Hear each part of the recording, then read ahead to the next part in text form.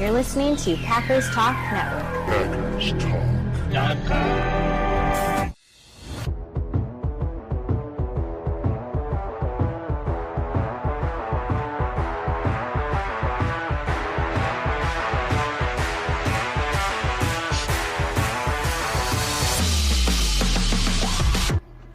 Welcome to the Packers Weekly Podcast, part of PackersTalk.com network. I'm your host, Miles Teddick, joined by your co-host, Tim Hamilton. We are diehard Packers fans that just love talking about the Pack. We're not getting into all the national sports media nonsense and all the talking points they get into. We're sticking to the top topics around the Pack every week, breaking down games during the season, getting into all the drama and the rumors and the drafts of the offseason. If y'all want to support this podcast, please spike that like button for us. Go over there, follow us on all the socials. We're on Twix, we're on all the fun stuff. But most importantly, please find your way over to the Packers Talk YouTube page and YouTube channel, and hit that subscribe button. There's a little bell next to it. That one's like bonus points. If you could do that for us, that's a huge, huge help. We would love that if you would. This evening, we're getting into a beautiful game against the Dolphins. Just absolutely wonderful. Starts snowing. The Dolphins looked cold appropriately. It was just wonderful. We're going to have some fun with this one. But first, before we get started, a few words about our sponsor, Wisconsin's own Ticket King. For over 30 years, Ticket King has been providing Packers tickets to Packers fans. You can find them on the web at theticketking.com. or visit their locations in Green Bay and Milwaukee. For direct links to specific Packers game tickets, go to packerstalk.com/tickets or browse their website at theticketking.com. Good evening, Tim. How we doing, sir? How we doing? How was your Thanksgiving? Did you enjoy it? Good evening, Miles. Yeah, how could you not? An easy Packers win, and one that felt really good to watch. Didn't have to sweat that one out, or didn't have to dampen the spirits of Thanksgiving for us. So yeah, that was really nice win. Yeah, especially to cap off a nice holiday. So yeah, feeling pretty good tonight. What about you? Feeling good, man. I had two Thanksgivings. I think a lot of people have adopted this style now. We'll like do Thanksgiving with my mom, and then we'll do Thanksgiving with my wife's family, and so we did that. We did my mom's side of the family on Thursday, and then we did my wife's side of the family on Saturday, and just all sorts of good food and good football and just a bunch of kids running around. I'm exhausted, but definitely my heart is full. So very, very, it's a good holiday, man. Thanksgiving is one of my favorites. I'm a big Christmas fan in total, but like Thanksgiving is such a good tone setting holiday. Like, hey, it's time to sit down, enjoy some of the finer things in life, and just chill out. We've been hustling, bustling, and get worked up about a lot of things all year. Let's just chill out for a little bit. I love it. Yeah, you get to eat, have a big meal, and you get to watch football all day and all night. So hell yes, pretty stress-free holiday. So I'll take it. Absolutely, man. So that was a stress-free game for the most part, really. And it really was. Yeah, it was great to see, and all three phases contributed. They set the tone early with the nice fumble recovery off the punt, sets up the first touchdown, and away they went. And I think jumping on the Dolphins early, going into halftime up 24-3. The Dolphins didn't completely pack it in, but you could tell they didn't want to be there, and that the weather was getting to them, and they were thinking of spending their Thanksgiving somewhere much, much warmer than Lambeau.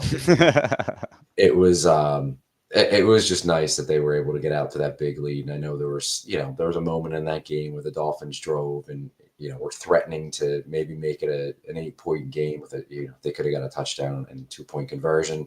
Packers defense, really nice goal line stand to shut the door and really put it away from that point. But it was never really a game that was in doubt because they got off to a nice start, which is very encouraging to see, something they haven't really done a whole lot of this year. They were cashing in again in the red zone, which is one of those things they needed to fix. And since the bye week, it looks like they're fixing it, which is a great sign, something that we can, we were hoping to see all season. And maybe that's going to be an issue that's solved now. Let's hope so. But yeah, it was, really nice to see now 2 wins in a row, 49ers and Dolphins games. that didn't have to come down to sweating it out at the end and hoping you make a field goal or blocking a field goal or, trying to figure out which way the game was going to end. You kind of knew this one was in hand pretty early on in that one. So, yeah, I think it was a good all-around win. All three phases contributed. I think the offense didn't have a great night. Josh Jacobs' numbers weren't very good, but just the overall ability for them, not just with Jacobs, but with the other backs. You saw Jaden Reed had a big run in the game. Like, they're just able to set the tone with their running game. And we haven't had a Packer offense be able to do that in a long time. I think just the overall ability, all the different looks they can give you as a running team, and then the physicality that they have. And it starts with Jacobs. We saw his great catch and the incredible moves he put on after it. Wasn't a big factor running the ball, but he just sets the tone for the offense. And then I think defensively, you look at the stat sheet, and they gave up a lot of passing yards. And, John Smith had 100 yards, and Tyreek Hill had, I think, 80-some yards. But I think a lot of that was empty calories. A lot of that was garbage time. Some bend but don't break from the defense. They never really got threatened down the field, and maybe that was a worry, is they didn't want to give up the big play with all the Miami speed and missing Jair. So they let him complete all the short passes, all the 7, 8, 9-yard passes underneath that they wanted. But they were keeping him out of the end zone for the most part, and they kept them in front of them, and they made the plays when they had to. The pass rush was inconsistent, but they got home a few times in key spots. So that was their contribution. And like I mentioned, earlier, was the big fumble recovery off the punt after the first drive of the game, which was huge. It's great to see special teams contribute, and looks like they also have a kicker finally. So yeah, just complimentary football, something that's been missing too much this year that maybe starting to come together as well. So signs are there, positive signs are there that some of the issues they've had throughout the course of the season are being fixed, which is awesome. And they're building towards, December football, January football, February football, maybe. But yeah, overall really nice win and nice stress-free back-to-back win going into a huge game Thursday night against the Lions. Yeah, man. This one was big. I thought it was an opportunity for the Packers to maybe slip up. Maybe, we've seen it through the LaFleur era where they get a little over their skis, right? They read the press clippings. Hey, these guys are pretty good. And then, they stumble along. I thought this was an opportunity for that. They look focused, man. They look like they're building momentum. They look like they're taking steps forward each week. It's still not perfect. Nothing's perfect, but you can see it. There's less mistakes happening. There's just, things are getting fixed. We were griping about Quay Walker. Now we're looking at a few weeks in a row where he's strung together some really good games. The linebackers in general, with Cooper not being available, McDuffie's in there making plays. He had a phenomenal game. I think, just that's an overall credit to the coaching. The coaches are getting these guys prepared to play. Whoever's in there, they're getting them ready. It's exciting to think about what these guys could look like at full strength. Get Cooper in there with the rest of these guys, no injuries, and what a rotation might look like for that group. But this is a lot of what I've been looking for the entire season, which is, you're kind of coming down this last stretch. This is when you should be finding your stride. This is when you should be starting to head for a peak. My biggest point, and we'll get into this more against the Lions in a little bit, has been that I think that the Lions have peaked. And I don't believe that maybe they are after that game against the Bears, but I don't know that they're declining really. I just think they're playing at a really high level, and I don't see how they one up that. Whereas the Packers still have a lot of things that need to come together, and we're starting to see those things come together and work. And what's happening when that happens is nice, right? You got 2 weeks in a row now with multiple score wins, and you can say what you want about beating the 49ers. That's still a tough team. It always will be a tough team with Shanahan and some of those other guys that were on the field for that team. They're obviously getting kicked now, but winning the way you did, winning a game you're supposed to win, it's just not a given. I mean, one thing that I said last week is winning in the NFL is hard. You look around and there's just every week there's teams losing games you don't think they should lose, and so for the Packers to a couple weeks in a row now, you look at your opponent and go, yeah, you probably should beat them. And probably more so for the 49ers even than the Dolphins. We were looking at the Dolphins going, they could probably come in here and beat you. They've got the weapons to do it. I think that's good, man. They're taking care of business, and they're taking care of business convincingly. You cannot ever apologize for multiple score wins. When you're winning that way, it doesn't matter who's lining up across from you. It's the NFL, man. These are NFL teams. And so it's just, I'm very impressed with the fact that they really feel like they're putting it together. Winning a game like that without Jair, I think, is a big deal. Those are some really talented receivers on the other side, and I thought they put together a great plan to keep them in front of them and kind of keep them stifled. But overall, it's just very encouraging that these guys are coming together. They seem to love each other. This team, they got each other's back. You hear Jordan Love going to bat for the receivers, and it just doesn't. I mean, even I can't remember exactly what it was that Isaiah McDuffie said, but his tone at the post game was just like gratitude, and he genuinely loves his teammates, and you just don't see that everywhere, and that sounds kind of, I'm not trying to get too corny on us or anything like that, but it's just like team chemistry. It's no doubt a massive part of winning. You want to win a championship, you have to have team chemistry. So the fact that we see that, it all seems to be moving together. Everything seems to be, right on schedule. That's why, the name of the episode here are the Packers right on schedule. I really think that they are finding themselves at the perfect time of the season. Jaden Reed read the tweets. He heard people saying that he's been kind of missing for a few weeks. He came back and said, nope, still here. Christian Watson with a beautiful catch. I thought that was a nice makeup catch for his drop the week before. But yeah, just overall, I'm just very excited about what we see right now. And I think that this is the absolute best way you could be going into this matchup against the Lions this week. So yeah, I mean, was there a specific point ever in the game you were worried? I mean, I don't think I was ever worried. I think I was sitting there watching, knowing that they were going to take care of business. No, I wouldn't say worried. I think when it was a 16-point game, the Dolphins were driving down. They got down there, goal to go. I was thinking like, all right, can put this to end. Like, it was kind of one of those. Just, I felt like, can they just close them out already? Because they're in control. Don't make this an 8-point game. If the Dolphins score and get the 2-point conversion, don't make it an 8-point game, because that changes things. So I felt like they're going to go in now. It's up to the offense to go down and answer.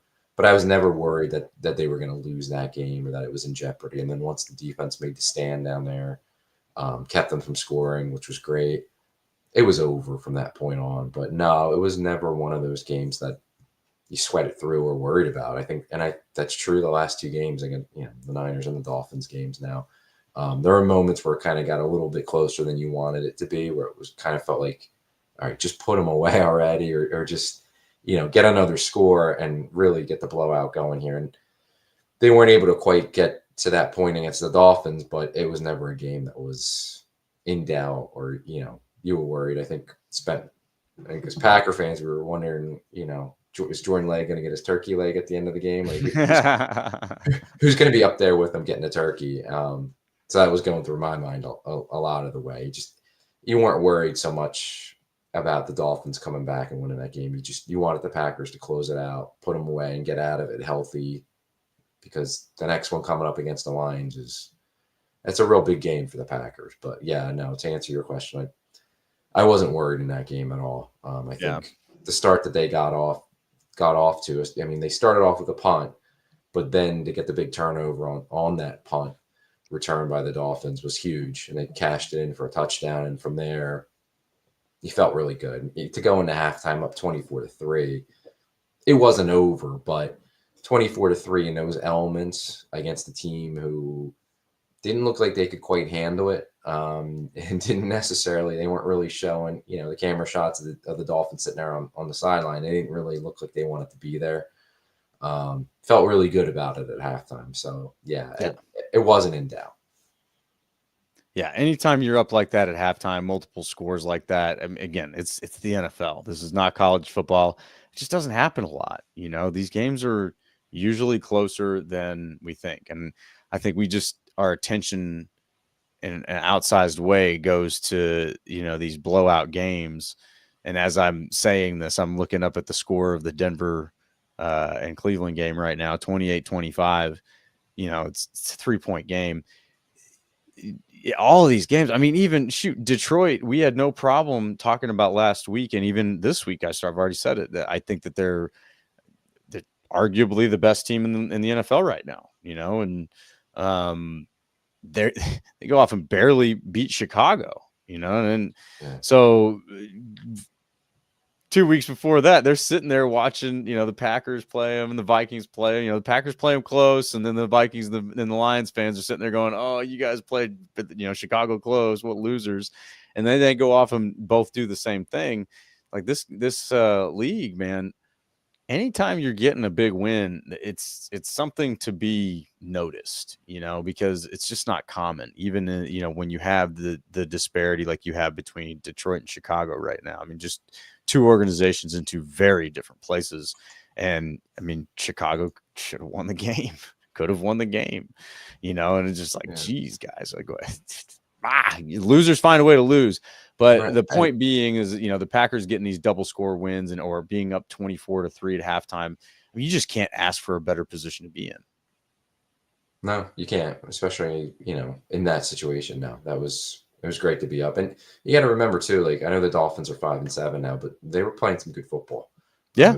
They had won 3 in a row, and they were a team. And I guess they're still a team that can get into the playoffs as a wild card team. I mean, obviously at 5-7, it's going to be very difficult for them. But at 5-6, before the other games were played on Sunday and Monday, they definitely had playoff hopes. Like, they were a desperate team, and a desperate team that was playing pretty good football since they got their quarterback back from his injury. So it wasn't like, you were playing a team that was already playing out the string, had fired their coach, one of those situations. And even those, you never know. A team can surprise you, but they were very much a desperate team, as the 49ers were.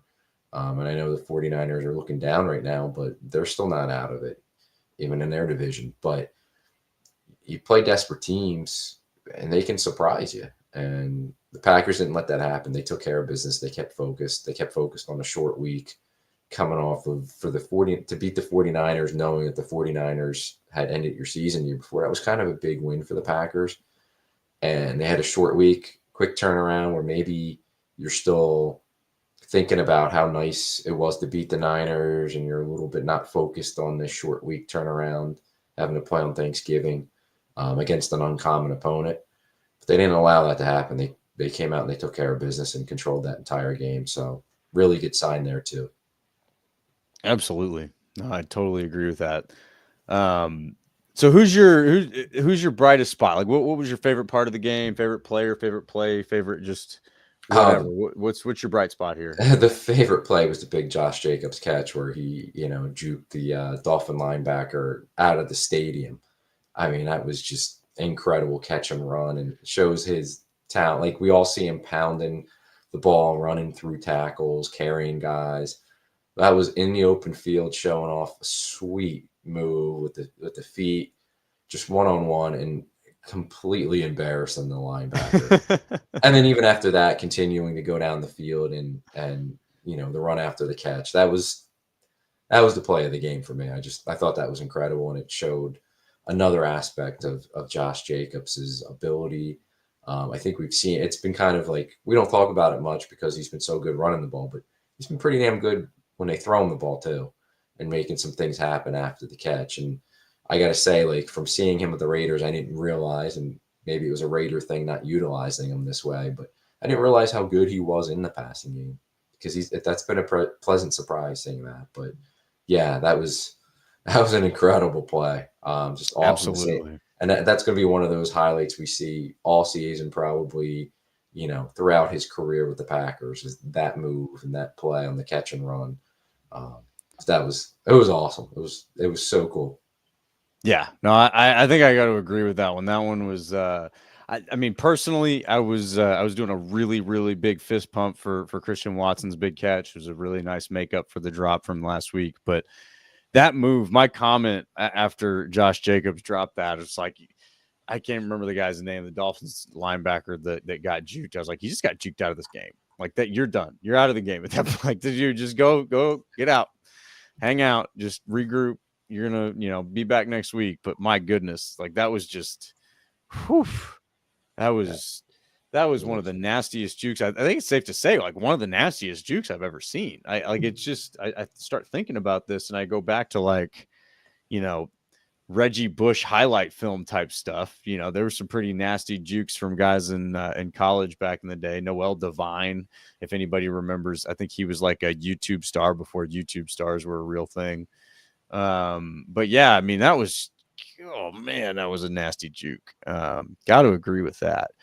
I think overall, if I do give another highlight from this game, just to kind of pull from the other side, the way that the defense controlled this game without Jair in there and without Cooper in there and just kind of the way that they've been playing, like this defense is really starting to feel some things out. I thought it was really encouraging that the way they played, because there was definitely potential for them to come out and get torched.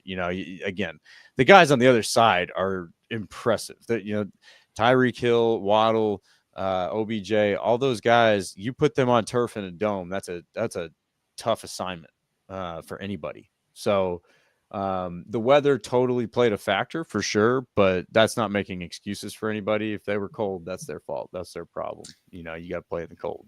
Yeah. I think that kind of plays into the Packers mentality. Like they're built more for that, a lot more for that than the Dolphins were. But I think they're a more physical team this year, the Packers. And I think offensively that goes back to Jacobs and how physical he is, but it's just the overall evolution of the run game. And I think part of that, or maybe a lot of that, was losing Jordan Love for 2 weeks or 2.5 weeks, and Malik Willis coming in and them having to rely so much on the run game and do different things. And now they're incorporating all that with a healthy Jordan Love, like having that running ability, and then being able to put Jacobs in there when he needs a breather. Brooks comes in or Wilson comes in. Those guys always have 1 or 2 carries a game that, go for something, that are really nice pickups for them. It's just that physicality that they now have offensively and the ability to run the ball. That's something that translates to January in football and the playoffs. Like you can win with that. And then I just think the physicality and the mentality on defense, like you can compare statistics between Hafley and Barry and all that, but just watch the game. They're a different defense. Like they're coached better. They're more structurally sound. They're more attacking. They're more physical.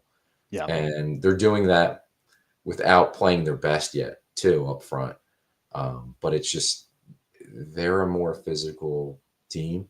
The Dolphins aren't, and we don't have to worry about the Dolphins anymore. But it's just an overall big picture thing. Like they're a physical team, and there's elements of what they're doing right now as far as the run game, and then things they're doing on defense. They're stopping the run. Shout out to the run defense, which I've been concerned about, but they've been getting the job done now. And I think pass rush is still inconsistent, but you're starting to see, guys like Van Ness. Kenny Clark had a nice game. Van Ness has made a couple plays now. Maybe the light's starting to go on. Like they made that trade at Preston Smith, and they've gotten better. Yeah. Like they've gotten contributions from Van Ness, from Enigbare, from Brenton Cox, from Mosby. Like different guys are making plays, and you want to see more consistency, and you want to see guys kind of break out more. But it's getting better. It's progress. So, yeah, there's positive signs, and definitely things you can build on. And like I said, with the running game and the physicality of it, and the being so multiple in the running game, that's something that can really carry you, and that leads to winning football in January and December. Oh, no doubt. And honestly, these guys are playing like they heard what Mike Daniels has been saying, and I don't know if you remember this or not. Classic Packer, Mike Daniels, number 76. He had some criticism for some of the later Rodgers teams and, I guess early LaFleur teams, that they're just not tough. And I think this even went to some of the later year McCarthy teams too. that they got beat by teams like San Francisco because they were built on toughness. Those teams are built on toughness, and you can still see that in a lot of ways. But this Packers team is playing with a toughness that's visibly different than previous years, and I think in the past we've sort of imposed toughness on the Packers just because it's like part of the brand, right? And part of the history and everything like that. And like, yeah, but they look awfully good in a dome too, and you just couldn't help but rather see Aaron Rodgers on turf with no weather. And there's something to that, right? Obviously, there was some really beautiful football that we got to see played, and a classic moment in 2016 when Rodgers drives down to beat the Cowboys in that playoff game. The throw to Jared Cook, that kind of stuff. Stuff like that doesn't necessarily happen as well or as easily in snow games and stuff like that. And when you have to be tough, it's harder to have that kind of creativity in your play. But if you're built on toughness, that's your game. You're in it. And you're like, I'm here to hit you.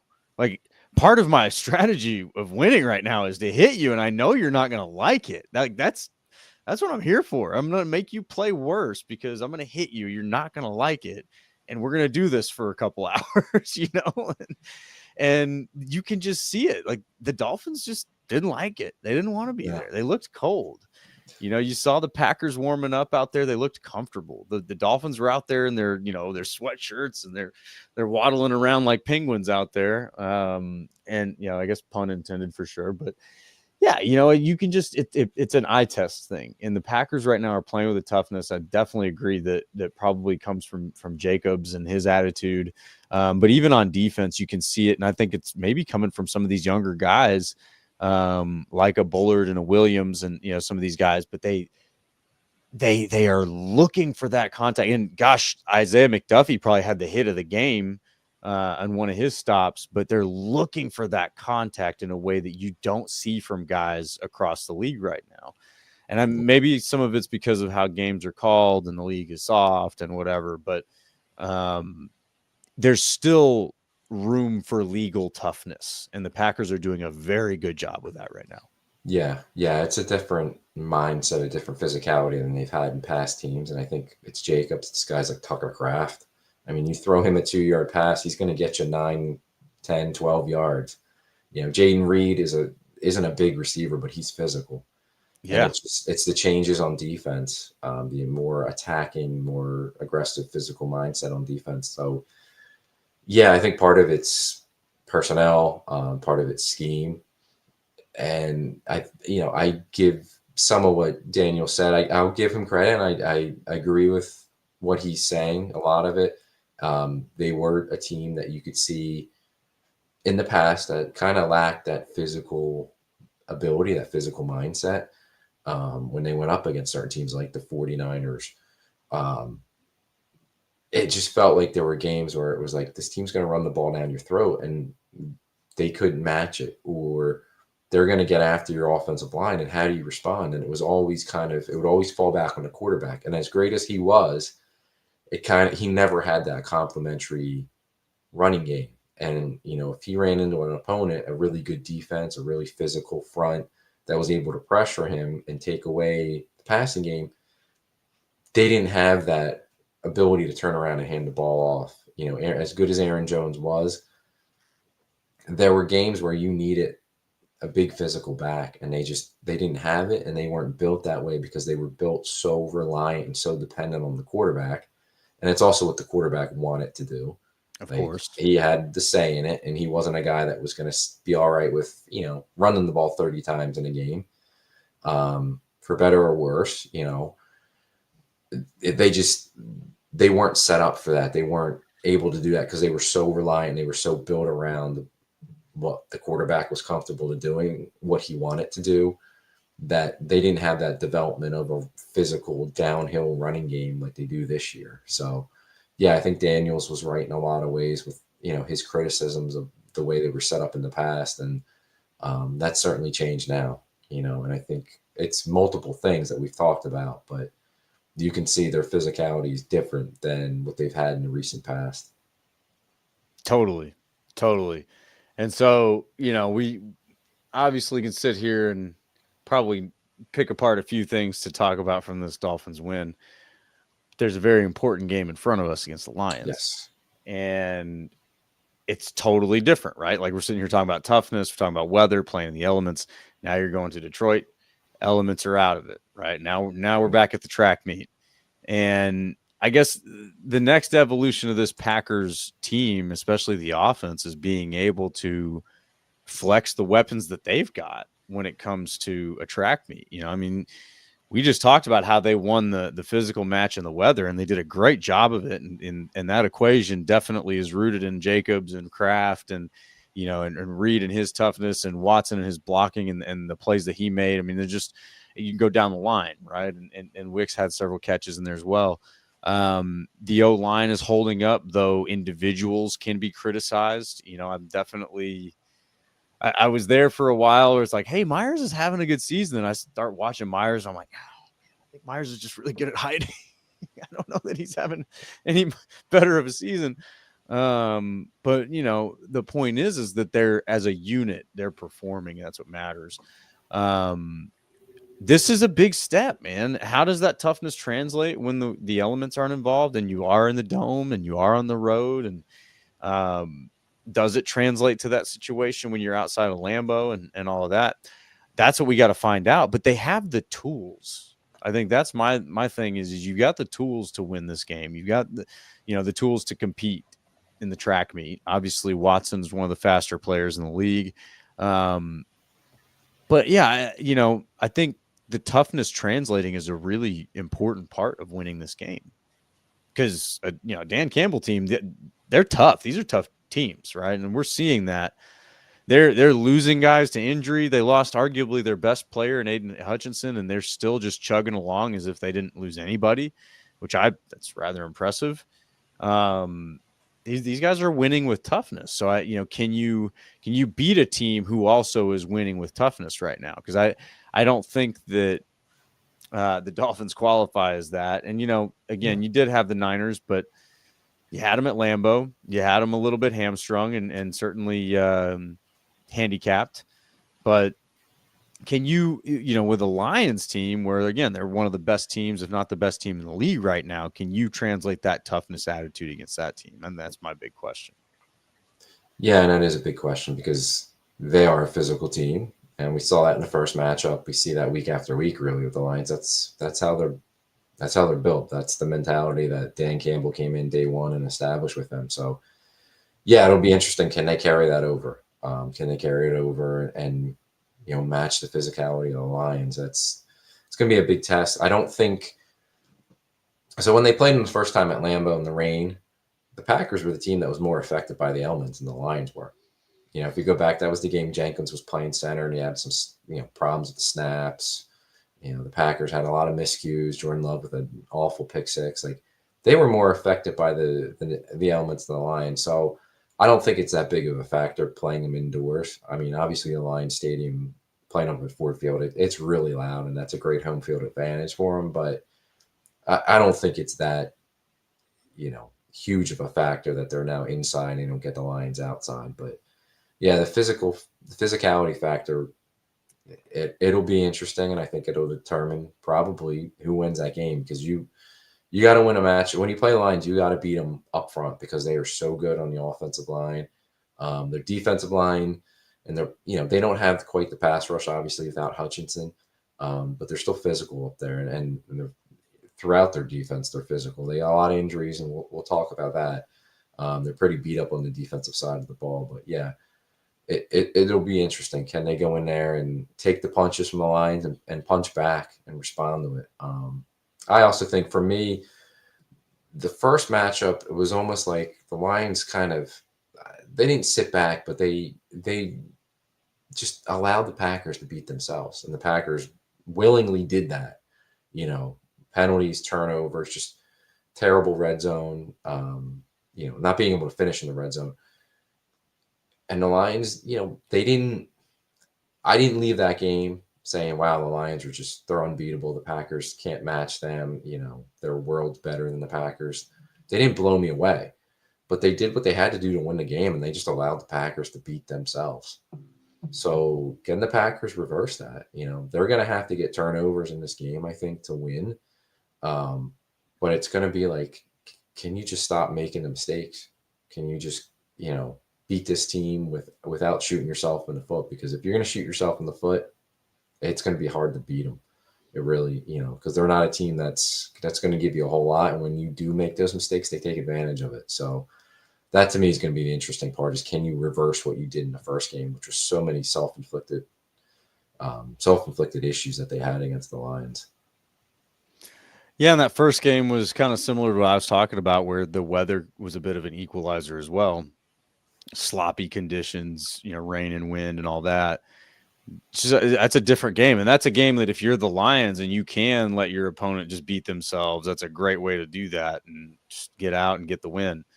But yeah, I'm over here looking at their injury list right now, and my goodness, like that's ugly. They've got a long list here. Yeah, I mean, they're beat up on defensively. I mean, obviously Hutchinson's the big one. He's done for the season. But they've lost linebackers. Anzalone broke his arm. Rodriguez was a linebacker, played a lot for him. He's done for the year. They've been kind of signing guys off the street, off other teams' practice squads, and bringing them in, and they're having to play for them. Their defensive line's pretty beat up. They've lost some guys, and there's a couple, Pasquale and the Levi. They're up in the air whether they're going to play this week or not. So yeah, I mean, Carlton Davis missed Thanksgiving. I know I did see that he was limited in practice on Monday, so maybe he makes it back this game, but that would be a big loss for them at corner. So yeah, they're beat up. They're very healthy at safety, and they got two really good safeties in Brian Branch and Kirby Joseph. And along the defensive line, Aleem McNeil really killed the Packers in the first game. He had a ton of pressures, especially when he was going against Jordan Morgan. Obviously, Jordan Morgan's not going to play this game since he's injured, and we'll see if he makes it back this year or not. But so maybe with Sean Ryan and more attention to McNeil, but he was a big factor in the first game. They got to block him, and they didn't have our old buddy Zadarius Smith in the first matchup, and they have him now, and he's come in and been a really good addition to them. He's getting a lot of pressures, creating havoc in the backfield. So I think up front it's McNeil and Big Z. Don't let them, wreck the game for you. But yeah, they're beat up on defense, and if offensively they're pretty healthy, but their left tackle Taylor Decker missed the Bears game, didn't practice on Monday. He's very much up in the air for this week, so that would obviously be a big loss as well. But yeah, maybe you're getting them at a good time too with some of these injuries, and the fact that the Packers may have Jair back, may have Romeo Doubs back, both practiced on Sunday and Monday.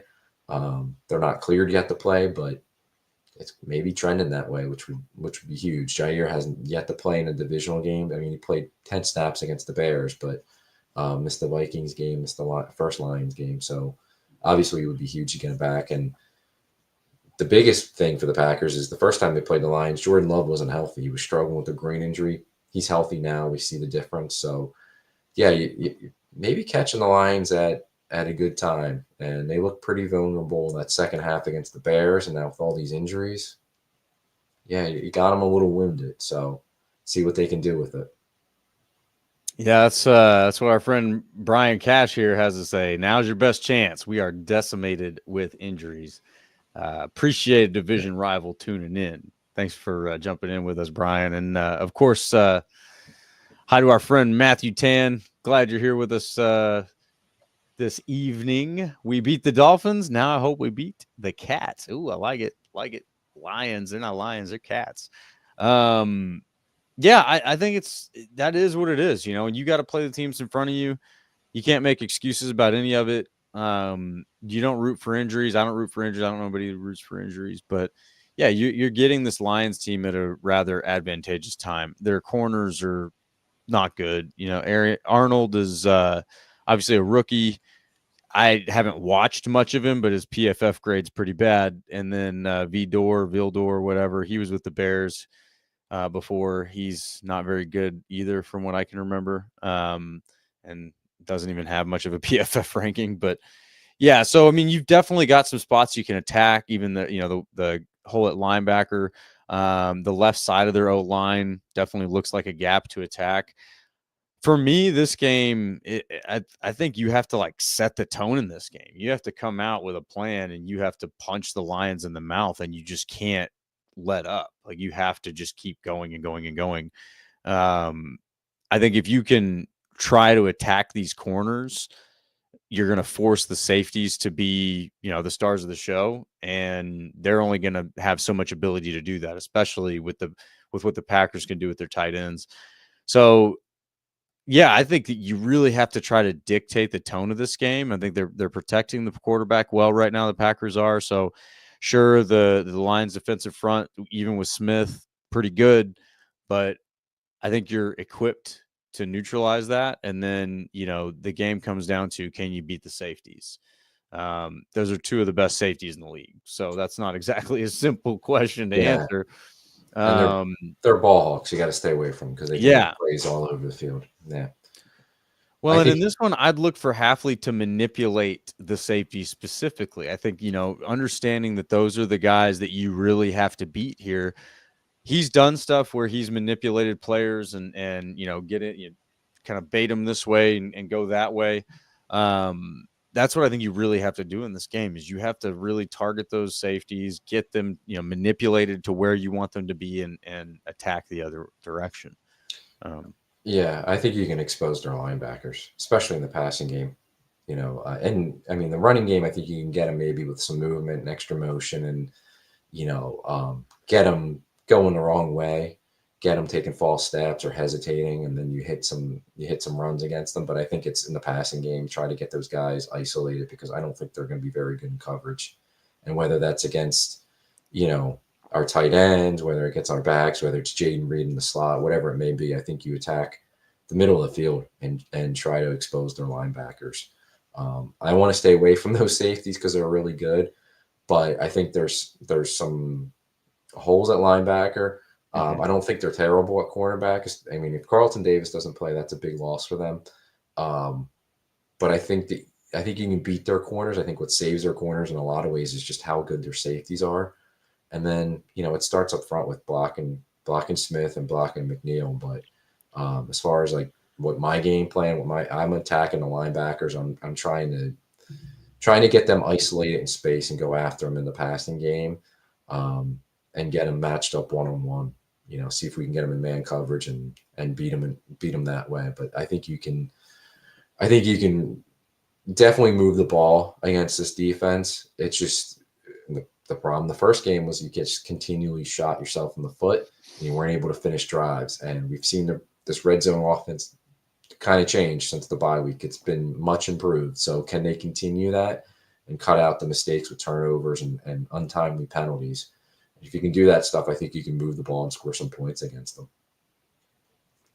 Yeah, I mean, that's the thing that I came away with the last time they played the Lions was it was going to take a very good team to win that game, right? Because there was a lot there to overcome. Your quarterback's hurt, all that elements, all that. Same thing here. You've got an opponent that's beatable, but you're going to have to be a very good team to win this game. You're going to have to win this game from multiple perspectives. The special teams has to be sharp. You have to win with complementary football. Can you turn the ball over? Can you get Goff to be off balance and start guessing?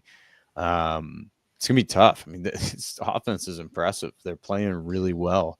So you got your hands full, but I'm encouraged that Hafley is a good man to figure it out. And he's got Saleh in his back pocket there too. Yeah, maybe that helps too. But yeah, I mean, I think their offense is going to do what they do every week. They have the two backs. You have Laporta, you got St. Brown, and then you have the creative play calling from Ben Johnson and the way they use play action and attack the middle of the field. I think they're going to look at some of the things that the Dolphins did in attacking the middle of the field and try to do the same things.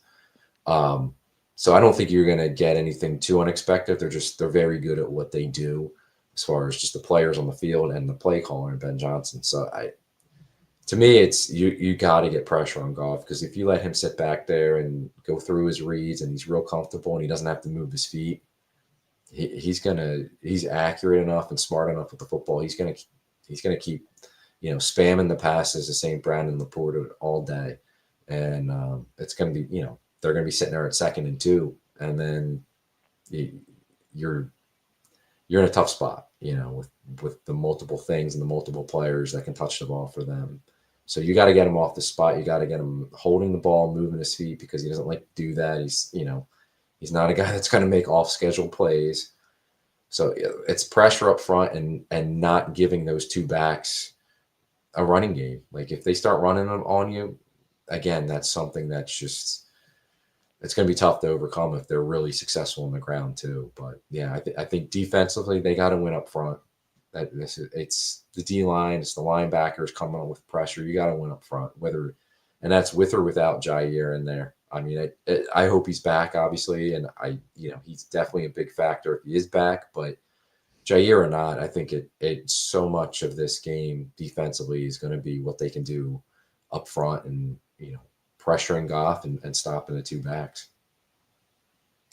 So shifting gears a little bit, now that we're talking about these backs, one in particular who put himself in a little bit of a not great position. Yeah, I saw that. Jahmyr Gibbs with I guess I never dug into the context of why he posted this picture, but it looks like the picture that he posted, he's like trying to demonstrate something, but in the background is just all of their offensive play calls, information. I mean, if you zoom in, you can just get all of this stuff, this terminology on a whiteboard. So what is going on? Like, damn, dude, how did you do that? Social media, man. Like, you're not thinking. Like, you had to see the picture before you posted it and realized, the plays are up there. And I think it was David Bakhtiari put it out there. Like, he did. This is something that's not, it's kind of serious. Like, you can't just brush this off. This is their play call. And it looked like maybe that's their, no huddle or their line of scrimmage calls. And I think Dan Campbell came out and kind of said it wasn't of course he's going to come out and say it's no big deal, and maybe it's not a factor, but I mean, they're going to have to go back and change these calls because, the Packers and any future opponent are looking at that and studying it. So, I mean, in a way, if you're the Packers, you almost got to be like, okay, if we hear these things, it can't be what's really on this board. Like they're probably trying to get us. But at the same time, you kind of want to know what it is too, right? Like, yeah. And there's only so much you can really change, right? I mean, like you're not changing your playbook. I mean, I guess this could just be calls, but even that's kind of a significant change for an offense to get, all 11 guys that are going to be on the field knowing what these, they however long these calls have been in place for, like they're wired mentally to like, they hear those terms and all right, this is what now it's going to be called something entirely different. So that's what training camp was for. That's what mini camp was for. All of that, is you drill all of that terminology into your head so that it is second nature to hear and respond and react. And now, you have to shake all that up. So if anything, it's definitely potential for mistakes. Right. Or they're taking those plays out. So either you're taking those plays out, which maybe you don't really truly want to do, or you're changing the call on it. So yeah, that really dumb mistake. Yeah, like I don't know what you're thinking there posting that on whatever it was on Instagram or wherever you posted it, but yeah, that got to get them in trouble. You would think too with the coaching staff. I mean, there's no way they can like that. Well, here's what Dan Campbell had to say about it. I don't really give a crap. If we're going to lose because of code words, then we're not good enough anyway. I think we'll just post the whole freaking plague book and every code word we've got. It doesn't matter. It's not going to hurt us. Now, that sounds like tough guy speak to me. Yeah. Yeah, because of like, it is meaningful, man. Like there's a reason that stuff is up there and you didn't post it before. Right. There's a reason other people looked at it and went, oh man, that doesn't look good. Yeah. So now, post your whole playbook then, Dan. Like if you say it's not a big Exactly. deal, go ahead and post it. Exactly. It is a big deal, but I guess that's the right leader thing to do, is to just be like, not a big deal, moving on. Yeah. But yeah, so I thought, did I hear that there was like some dissatisfaction on Gibbs' part about being second fiddle to Montgomery and not getting a bigger load? Am I making that up? I didn't see that, but maybe there is something there. I don't know. I mean, they seem to work really well together, but yeah, they split a lot of the carries and time and all that. But yeah, I didn't see that part of it, so I don't. I wonder what's going on there, and it's interesting to think about. It's probably not likely because they're 11-1, but it's like, dang man, if you're unhappy for some reason and then you just went off and did that, that's a hell of a thing to do right there. So anyway, just throwing that out there. It is an interesting headline. I mean, the Packers, what are you going to do? I think you have to be aware of it. You have to study those things, but also expect that they would dump them because they've been exposed. Right. So I think it's just a responsible thing to know what they mean. Be like, hey, I've heard that before. And when I heard it before, here's what that meant. Does it still mean the same thing? And you'll get confirmation of that one way or another, right? It's like, well, they run the play. If it's the same thing, oh, snap. All right, well, let's keep an eye out for that. And if not, then all right, well, hey, I heard it and it's different. So they've probably changed everything, which you can do, and it's simple stuff. I'm sure it's probably a little bit more sophisticated in the NFL, but when we were doing this stuff in college, it was stuff like a word with an R in it meant the play was going to the right. Yeah. So it's just stuff like that. It doesn't have to start with an R or end with it. Just had an R in it. And that's all you had to listen to or listen for. A lot of stuff can be just altered that way. Who knows? In the NFL, I tend to lean a little bit on what Dan Campbell's saying there, as far as like, who cares if this is the reason we lose and we're not good enough anyway. I do agree with that sentiment, but it is significant. To say that it's not significant, I think, is also a little silly. I don't think this will be the reason that the Packers win this game, but I do think the Packers will win this game. We'll say it that way. But yeah, just having a little fun with some of the goings around the NFC North. Obviously, the Bears still suck. What are you going to say, right? I mean, Eberflus, you think he can't get any worse, and then he does. It's just simply amazing. Did you get to watch that game, Tim?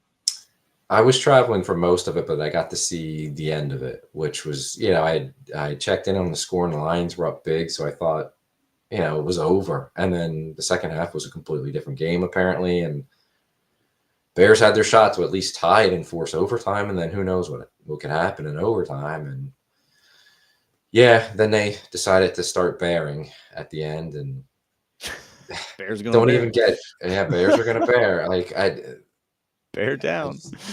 It's several days later, and I still don't understand what the hell happened at the end of the game. How you get one play off in the last whatever it was 36 seconds, and you had a timeout. Then for the coach to come out after the game and say he didn't have a problem with any of it, like it kind of was working out how they dude, what? And then obviously he got fired, as he should. I mean, he was on his way there anyway. But then even the Bears had to fire him after that. It was just, but it's not just Eber. Like, you have guys on the field. You have a quarterback that should be speeding things up, or he can call the timeout, or something. And it's just a complete failure by the head coach and the offensive players on the field. Yeah, unbelievable. But couldn't happen to a better team. So, I mean, and after this, and I guess just I don't know what the city of Chicago did to the higher powers, but y'all done something that pissed them all off, because this is just incredible to me. The streak that the Bears are on right now, finding ways to lose and creating ways to lose, it's incredible. Yeah. And did you see the Eberflus hits principle floating around? No. What was that? It was like some Patches O'Houlihan level philosophy. I mean, I saw it and I was like, no way, ain't no way that's real. And you go through the comments section, come to find apparently it's real. And this is the origins of some of the just poor locker room chemistry, we'll say, like the DJ Moore walking off the field type stuff. Yeah. So I don't know the context around this, but this is a real presentation that Eberflus was giving as some sort of philosophy principle to the team. The HITS, HITS principle. H stands for hustle. I stands for intensity. T stands for the ball. And S stands for smart. And I just got like the first thing that came to my mind was dodge, dip, duck, dive, and dodge. I just like, that's Patches O'Houlihan. They're being coached by Patches O'Houlihan. Oh my goodness. That just goes to show some guys are not cut out to be head coaches. Ooh. And I mean, the other thing too that I saw was Jalen Johnson, their cornerback, went off in the locker room, apparently screaming at him after the game and calling out. I believe it. And then he didn't even have a response. He just walked out of the locker room. Like, and this was after the Hail Mary game against Washington, where he, basically they weren't prepared for a Hail Mary, but the play before that, they allowed him to get whatever it was, 15, 20 yards of like an easy completion to set up the Hail Mary. And he said he basically didn't take any blame for that. And it was like, you let them get in. They shouldn't have even been in position to throw the Hail Mary. And he lets his players take the fall for that. And, Tyreek Stevenson was the one that was mouthing off to the Commanders fans as the ball snapped on the helm, like stuff like that. It was just, that's coaching. Yeah. You're not going to find a Lions player doing that. Dan Campbell will march out onto the field before the whistle is blown and just whoop that dude's butt. You won't see that happen. You think that's going to happen with Andy Reid or, some of these successful head coaches? Like, no, stuff like that. It's just, he wasn't meant to be a head coach. And so now he's not. It's a shame. I wish they would have kept him forever, but lifetime contract. Right. Whoever the next guy is, it will just be another, overmatched head coach that fails with the Bears, They'll find a way to screw it up. I've seen Cliff Kingsbury's name being thrown around because he, him and Caleb Williams are close. I mean, Kingsbury's he was bad with the Cardinals. He was bad in college. Yeah, hire him. That would be great. Or Ryan, some people, how about Ryan Day leaving Ohio State? Like, yeah, go ahead and do it. Do it. The Pack can't even beat Michigan. Let's go. The Packers are there in Michigan, so it'll just continue. Like, he won't be able to beat the Packers. Like, go ahead, hire Ryan Day. So it's a shame. I wish they could have kept him, but the next guy will be the next lame head coach. It's an impressive level of suck that they've achieved, and I actually admire the fans and the players. You guys, I don't know how this hasn't come to a head sooner. I don't know how Jalen Johnson didn't go off on Eberflus after the hits principle, man. Are you kidding me? Hustle, intensity, the ball, and smart. What, dude? That's not even middle school level stuff. Like, you're not like, you got to go back to Pop Warner, I guess, for that to even land on somebody. Like, that's just what if you got. I don't know. I guess we're not a Bears podcast, so we won't try to unpack this, but I couldn't help but kick a bear when he was down. But we do have they're always and a troll here in the comments, a troll that I have a specifically good relationship with. He says, "Go Bears." I see you, Joel. I see you. And I don't even know why you're saying let's go Tampa Bay now. We're not even playing Tampa Bay. But no, it's just I can't help but kick the Bears when they're down. And Eberflus, I said to myself when they were in that position, I think it's like 36 seconds in a time. I was like, oh, that's forever. That's like 3 or 4 plays. They should. I mean, I like said that and sort of like walked away. It was like, this will go to overtime at least. And I come back around and I was dumbfounded. I was like, wait, how? Right. What happened? How? They should at least been in position to set up for the field goal, which, I mean, it might have got blocked again, but they I should at mean, least for had a God's sake, chance just to try. have it blocked. I mean, Holy eh, crap, man. Just like try. I don't know. right. And Maybe. that's the other coaching decision. I forgot about the Packers blocked their field goal and then came out and said, yeah, we saw something in their protection. Bisaccia had said, if you guys don't Yeah. block a field goal this week, you failed. And then They called their shot. then the next week, their very first attempt, I think it was against the Vikings, the very next week was blocked. So like the Packers came out and told you what they saw, and then you just left it there. Nah, it'll be fine. Yeah, we don't know what they were talking about. They were whatever Eberflus. Oh, they were jumping over the center, and we sent it to the league, and the league said it was fine, but we're not going to. And then the Vikings did the same thing and blocked it, or whoever it was blocked their field goal the next week. Yeah, it was. It was the Vikings. It was the Vikings. Because listen. Here are the Bears, and we're kicking them while they're down. They just fired their head coach. They were in position and very much should have beat the Commanders, the Packers, the Vikings, the Lions. Yeah. Holy dude, if you win the games that you're in position to win there right now, you're at the top of the NFC North. Are you kidding? You're like, this is the game of inches that, the Al Pacino speech from Any Given Sunday. I mean, my goodness, it is inches from being at the top of the division versus firing your head coach and hitting the nuclear panic button. And that's just the mark of a bad organization, in my opinion. Losers find a way to lose. And that is what the Bears have done for the last few weeks. And it should be studied. It's impressive. It is. Well, the season's almost over. I mean, it's over for the Bears anyway. So now the Bears fans get to the best part of the whole football. Yeah, they're good at this part. They know what to do. Yeah, now. The off season's coming up, so they can celebrate and tell us how good they're going to be. Right. They're going to tell us how good they're going to be, and it's the best situation a rookie number 1 pick's ever had. And yeah, Bears off season coming up where they can celebrate until they get to the real games again next year. The champs of the off season. Mm-hmm. Oh man, fun stuff. Well, I am excited for this weekend. I think that this is a game that is a very pivotal game for the Packers, for LaFleur. Yeah. This is a statement game. This is a game for them to say, hey, we belong here. Remember, we did this last year. Y'all didn't think we belonged then. Here we are. We're back. Yeah. What are your predictions for the score on this one, man? So I agree with it. This tells a lot about the Packers.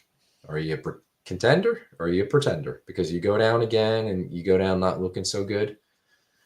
Their season's not lost. There's still a lot of football to be played, but I can't really take them seriously as like a Super Bowl contender or a deep playoff team if you go down handily to the Lions, because you're going to have to go through them or through a team that's at the top of the standings above you, and you're not giving us much to go off of that you can beat a team at that level. So it's going to tell us a lot about the Packers.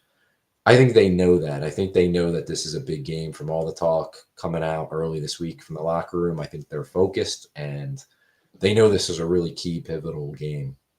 And I also think they know that they didn't give it their best shot the first time they played them with all the mistakes and the issues that they had that were self-inflicted. I think they realized they cost themselves a chance in that game and they want to make right. So I think that's a positive mindset with this team, is that they're not hiding from this moment. They know it's a big game, and it is. And I think it's a bigger game for the Packers than it is for the Lions, because the Lions can lose this game and it doesn't really affect anything. I mean, it closes the gap in the division, but they still lead the division, and they're 11-1. They're going to lose at some point, the rest of the way, most likely. Buffalo's on the horizon for them. That's right. And they're probably going to lose one of these next two. Maybe they lose them both. Maybe if they win them both, then they're headed to the playoffs with, as a freight train coming down the tracks, right? But it's a much bigger game for the Packers than it is for the Lions. I think they're catching the Lions at a pretty good time with all their injuries, especially defensively and possibly the left tackle. I think just since the Packers have played the Lions, the Lions blew out Jacksonville. They won easily against the Colts, but they had two games where they definitely could have. I mean, the Houston game, Goff threw 5 interceptions, and somehow Houston couldn't find a way to win that game. That should have been a loss. And obviously the Bear game, if the Bears didn't show their true colors, that could have been a loss as well. So I think they've shown some vulnerabilities. But yeah, I think the Packers catching them at a good spot and knowing that it's a key game where it's going to tell us a lot about where the Packers are. And the fact that we're seeing some positive signs. They're cutting down a little bit on the penalties. The red zone offense has gotten better. The defense is stopping the run. Like, we're starting to see still an inconsistent pass rush, but a better pass rush than we saw before the Preston Smith trade. Yep. There's some positive signs there. So yeah, it's a really tough matchup. We broke it down. It's going to take a lot to win this game, and I'm not taking anything away from the Lions. I think they're as good a team as there is in the NFL right now. And they're definitely, a team that I expect to be there late in the postseason. So it's going to take a lot to beat them, but I think the Packers, I'm not going to say desperate because they're not desperate. They don't have to win this game, but this is a bigger game. This is a bigger proving game for them than the Lions. I think they're going to come away with it somehow, some way. I think they win a close game. I'll say 30-27 because it's going to take some points, because I think the Lions are going to be able to score some points on you. Yep. It's going to take some points, but I think they can score points, especially against a decimated defense. Yep. So yeah, I think the Packers find a way to win, and I hate to say they make a statement because it's still regular season football, and you could say that every week about making statements and stuff. I think that's overplayed cliche, but I think we start to find out more about this team and that they're built to go toe-to-toe with the Lions and the other good teams in the NFC. So yeah, I think they win a close one. Comes down to the end, but they find a way to pull it out. Yeah, I agree. I think it is a close one. I think you're going to have to scrap to get it. But I think that this is a game that the Packers win because of their receivers, their offensive air weapons, not necessarily Josh Jacobs in the ground game.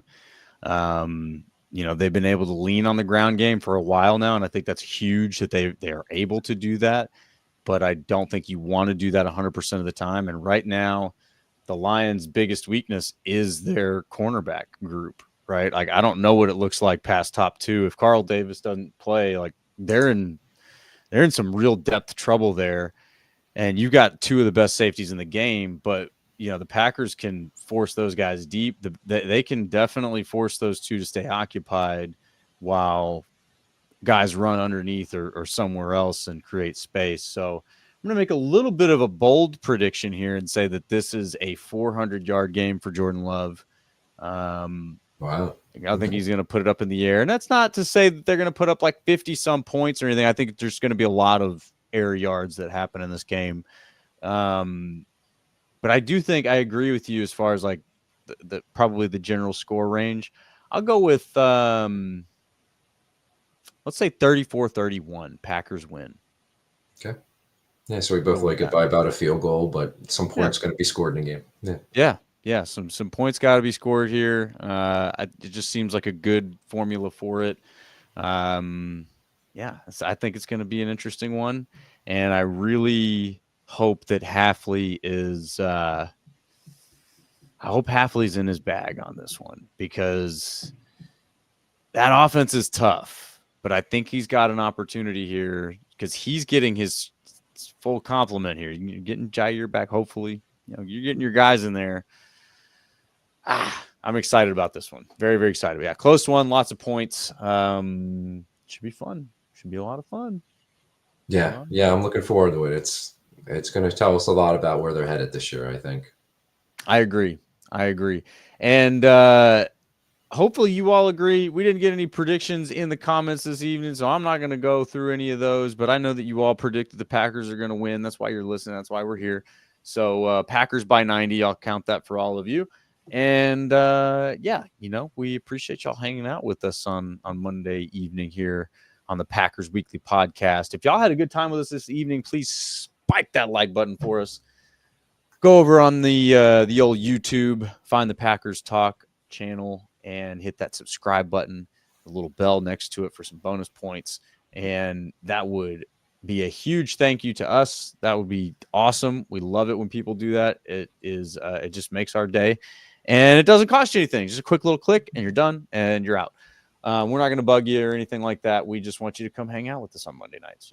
Why not? So please do come back next Monday evening so we can discuss a nice, convincing statement win by the Packers over the Lions.